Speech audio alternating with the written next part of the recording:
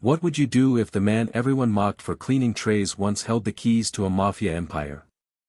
Marcus DeLuca, a black cafeteria worker in his late 50s, endured the ultimate humiliation when students dumped water over his head as the principal looked on. To them, he was invisible, just a tool. But beneath his quiet exterior lay a past powerful enough to shatter the very man who tried to destroy him. The cafeteria fell silent, and his story began. Cold water cascaded over Marcus DeLuca's head, splashing across his shoulders, soaking his uniform shirt. The cafeteria froze. Phones rose, recording every drop as it ran down his face. Laughter cracked the silence, led by a blonde student sneering, "Guess you missed a spot, cafeteria boy." Marcus didn't flinch. His jaw tightened, eyes steady, the kind of stillness that carried decades of storms. The principal, Richard Hale, smirked from the doorway, pleased with the humiliation. "Just clean it up," he muttered, dismissing Marcus like a tool, like a mop. Students shifted, some lowering their gaze, others too eager for spectacle. None knew the truth.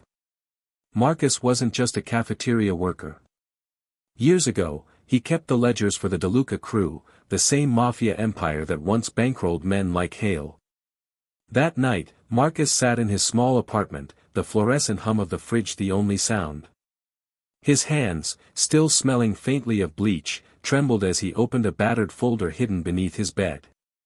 Inside were pages of coded numbers, signatures, and receipts, ghosts from the DeLuca mafia empire.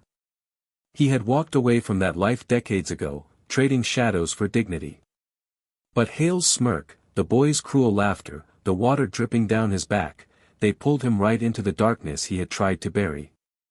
In the teacher's lounge the next day, Hale leaned back in his chair, bragging to two staff members. "The old man should be grateful he even gets paid to scrub tables. Standards are low enough without pretending he matters." Marcus passed by, his shoulders straight. A teacher glanced at him, then quickly looked away, ashamed yet silent. The silence stung more than the insult. Later, his nephew, Jamal, a sophomore on the basketball team, walked into Marcus's apartment with eyes downcast. "Uncle, they told me to carry something for Hale's friend. Said if I don't, I won't play this season."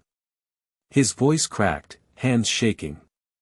Marcus set the folder on the table, his voice steady but heavy. "This isn't just bullying, Jamal. This is the same game I once ran numbers for. And if we stay quiet, it'll swallow you whole." The breaking point came on a stormy Friday afternoon. The cafeteria buzzed until Principal Hale slammed a plastic pitcher onto a table.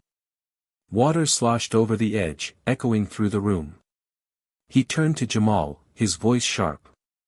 "Stand up. Read this delivery slip aloud." Jamal's hands shook as he unfolded the paper.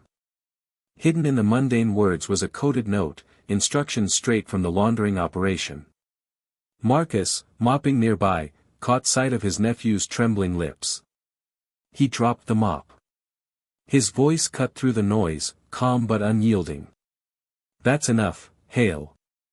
The cafeteria hushed. Students froze, eyes darting between the old worker and the principal.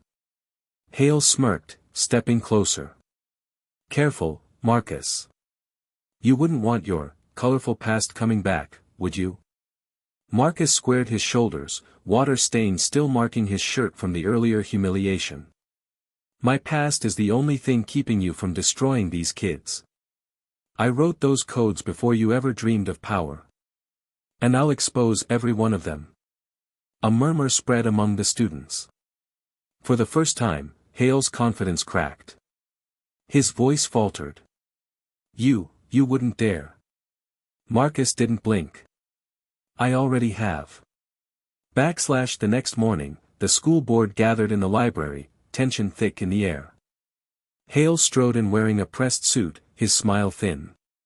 "This is a waste of time," he whispered to a colleague. "No one listens to cafeteria help." Then the doors opened. Marcus walked in, carrying a single folder, his steps steady. He placed it on the table without a word. The silence deepened, every eye fixed on him. He clicked a small recorder. Hale's voice filled the room, "The boy will deliver the package or he'll never touch the court again." Gasps broke out, teachers exchanging shocked glances. Marcus opened the folder, revealing ledgers with the same codes Jamal had been forced to read. "I kept these books once, for the DeLuca crew. I know what they mean. And now I know who's been using these kids." Hale's face drained of color. A sheriff's deputy stepped forward, handcuffs ready. For the first time, the powerful principal had nowhere to run. As Hale was led out in handcuffs, the cafeteria workers, teachers, and even students stood in stunned silence. Then, slowly, a ripple of clapping spread, growing into a wave of applause. Jamal rushed to Marcus, his eyes wet. "You saved me," he whispered. Marcus rested a hand on his nephew's shoulder. "No, Jamal.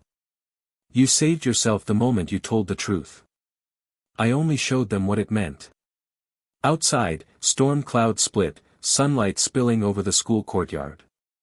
Marcus glanced at his reflection in the glass door, an aging man marked by mistakes, yet no longer defined by them.